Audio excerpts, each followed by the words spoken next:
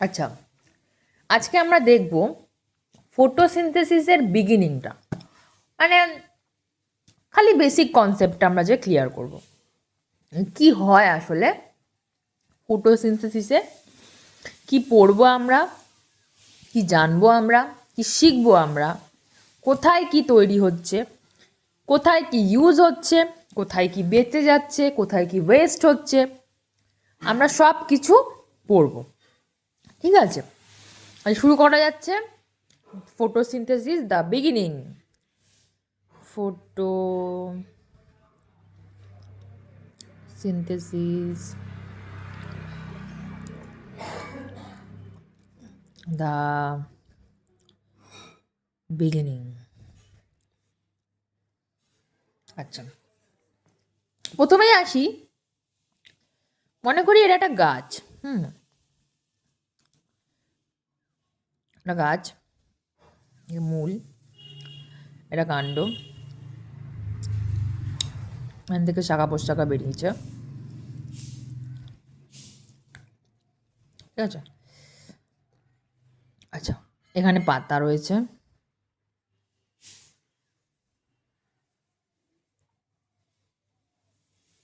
এখানে বিভিন্ন রকম পাতা রয়েছে।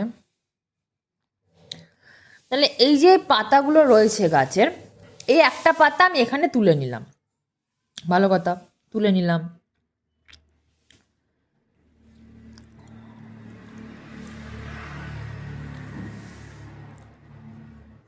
এটা পাতার ওপরের সাইড আর নিচটা হচ্ছে পাতার নিচের সাইড। এবার এই পাতাটাকে আমি ক্রস সেকশন করলাম। কিরম সেকশন করলাম? এরম এরম ছেদ করলাম, লম্বচ্ছেদ। ব্লেড দিয়ে কাটলাম সুন্দর করে, মিহি করে, দিয়ে আমি মাইক্রোস্কোপের তলায় দেখলাম। তো মাইক্রোস্কোপের তলায় আমি কি দেখতে পাবো? এইরকম এরকম কিছু জিনিস দেখতে পাবো।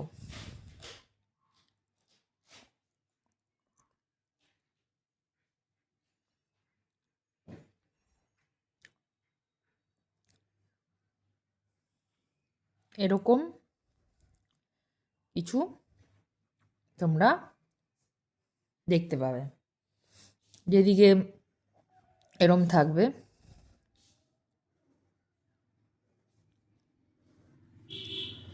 ঠিক আছে, এখানে গোল গোল থাকবে।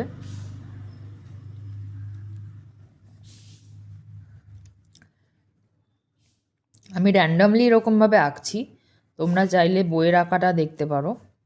ঠিক আছে, এরকম কিছু জিনিস থাকবে, আর নিচে যা থাকে থাকবে।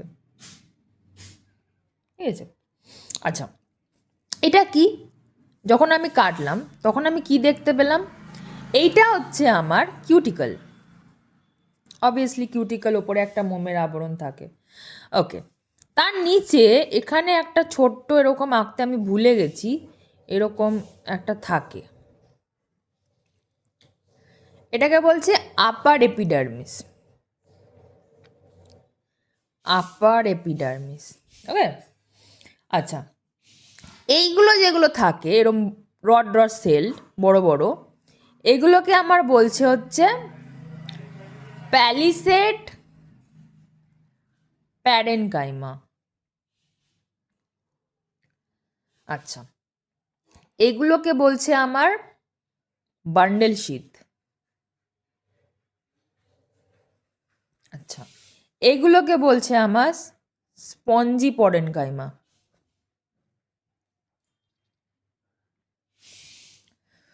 ওপর থেকে নিচ অবধি যদি আমরা দেখি, তাহলে লিফটাকে আমি কাটলাম, লিফটাকে কেটে আমি যেটা দেখতে পেলাম সেটা হচ্ছে এইরকম ক্রস সেকশন দেখতে পেলাম।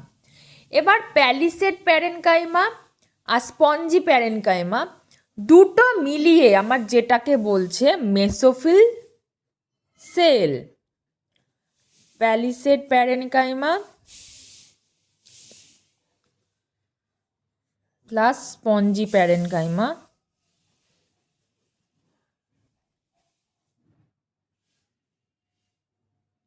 দুটো মিলিয়ে আমার তৈরি হলো মেসোফিল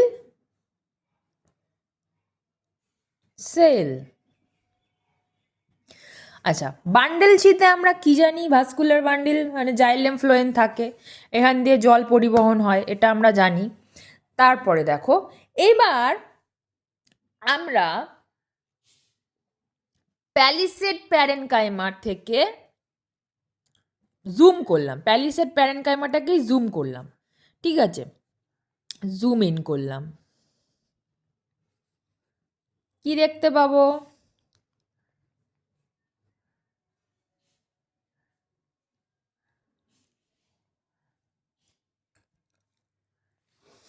এই প্যালিসেড প্যারেনকাইমা যখন আমি জুম ইন করব, তখন আমরা দেখতে পাবো এইরকম একটা স্ট্রাকচার।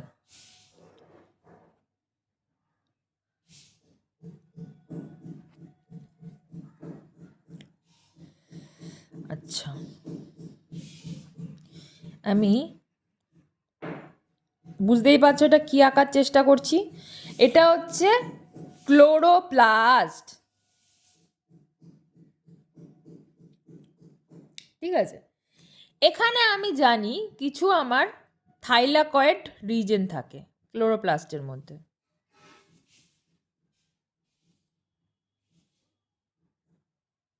ঠিক আছে, থাইলাকয়েড থাকে। আর থাইলাকয়েডের বাদ বাকি যে পোর্শন থাকে সেটাকে আমরা বলছি স্ট্রোমা। আর এই জায়গাটাকে আমরা এই থাইলাকয়েডের প্রত্যেকটা পুরোটাকে একসাথে বলছি গ্রানা। আর গ্রানার এক একটা প্লেটকে আমরা বলছি থাইলাকয়েড। আচ্ছা, দুটো ভাগে ভাগ করে দিলাম, একদিকে স্ট্রোমা থাকলো, একদিকে আমার থাইলাকয়েডের পোর্শন থাকলো। আচ্ছা, প্ল্যান্ট কি করে? বাইরে থেকে যখন H2O নেয়, আর পাতার মধ্যেই আমার প্রেজেন্ট থাকে এডিপি, ঠিক আছে, অ্যাডিনোসিন ডাইফসফেট। এই অ্যাডিনোসিন ডাইফসফেট ফসফেটের সাহায্যে যুক্ত হয়ে তৈরি করে অ্যাডিনোসিন ট্রাইফসফেট। আর পাতার মধ্যেই রয়েছে এনএডিপি। এনএডিপি বিজারিত হয়ে তৈরি হয় এনএডিপিএইচ। যেগুলো আমরা সব ডিটেলসে পড়বো, কিভাবে বিজারিত হচ্ছে, কিভাবে এটিপি তৈরি হচ্ছে, আমি অল ডিটেলস আমি তোমাদের দিয়ে দেবো। শুধু এইটুকু বোঝো যে এটিপি আর এনএডিপিএইচ তৈরি হচ্ছে আমার কোথায় তৈরি হচ্ছে না, এইখানে গ্রানায় তৈরি হচ্ছে, ঠিক আছে। মানে গ্রানায় আমার টোটাল লাইট রিয়াকশনটা হচ্ছে,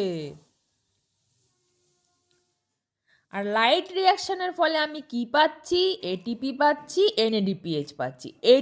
এটিপি কোথা থেকে পাচ্ছি? এডিপি পাতার মধ্যেই ছিল, সেটা ফসফেট যুক্ত করে এটিপি তৈরি করেছে। এনএডিপি পাতার মধ্যেই ছিল, সেটা এনএডিপিএইচ বিজারিত হয়ে এনএডিপিএইচ তৈরি করেছে। বিজারিত কিভাবে হচ্ছে, এটিপিতে পি কোথা থেকে পাচ্ছে, সব আমি বলে দেবো, কোনো টেনশন নেই। এবার এখান থেকে বেরিয়ে যাচ্ছে O2 বেরিয়ে বাতাসে মিশে যাচ্ছে। আর এটা টোটালটা হচ্ছে আমার লাইট রিয়াকশানে। এবার ডার্ক রিয়াকশানে কি হবে? ডার্ক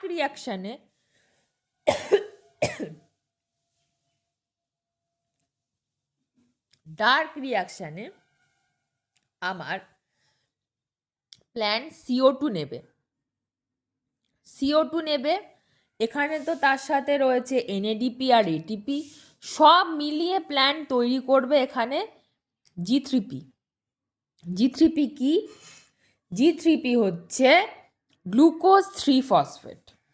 এবার গ্লুকোজ কিন্তু সম্পূর্ণ এটা গ্লুকোজ না, এটা গ্লুকোজ 3-ফসফেট। আবার প্ল্যান্ট এদিকে রিজেনারেট করবে এনএডিপি আর এডিপি, ঠিক আছে। আচ্ছা, শুধু এনএডিপি রিজেনারেট করছে প্ল্যান্ট, তার সাথে আমার এখানটায় তৈরি হচ্ছে কি? এখানে তৈরি হচ্ছে আমার G3P। এই G3Pটা দুভাগে ভাগ হয়ে যাবে। একদিকে আমার তৈরি হবে স্টার্চ, যেটা প্ল্যান্ট কোথায় তৈরি করবে? এই ক্লোরোপ্লাস্টেই তৈরি করবে।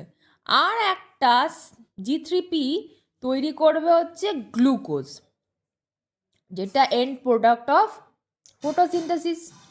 গ্লুকোজটা কি তৈরি হবে? গ্লুকোজটা তৈরি হবে আমার সাইটোপ্লাজমে, ঠিক আছে, মানে ক্লোরোপ্লাস্ট থেকে বেরিয়ে সাইটোপ্লাজমে। আচ্ছা, গ্লুকোজ থেকে আমার প্ল্যান্ট তৈরি করবে সুক্রোজ। এই সুক্রোজটা কি করবে? সুক্রোজটা আমার ভাস্কুলার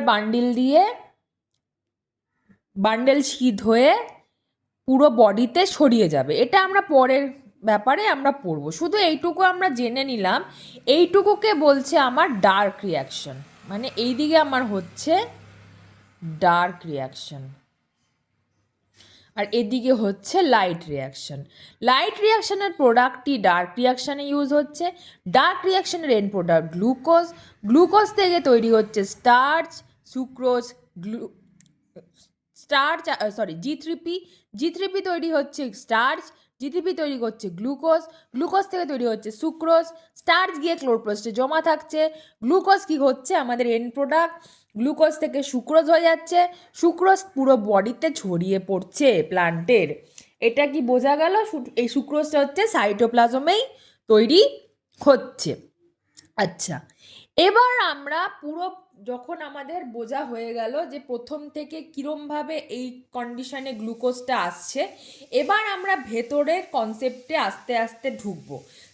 প্রত্যেকটা ভিডিও তোমরা দেখতে থাকবে, কিভাবে কি তৈরি হচ্ছে, কেন গ্লুকোজ তৈরি হচ্ছে, কেন সুক্রোজ তৈরি হচ্ছে, কেন গ্লুকোজটা সুক্রোজ তৈরি করছে, কেন স্টার্চ হিসাবে জমা রাখছে, কিভাবে এটিপিটা জেনারেট হচ্ছে, কিভাবে NADPH জেনারেট হচ্ছে, কিভাবে প্ল্যান্ট H2O গ্রহণ করছে, কিভাবে O2 ছাড়ছে, এইগুলো সমস্ত কিছু আমি ডিটেলসে আলোচনা করব।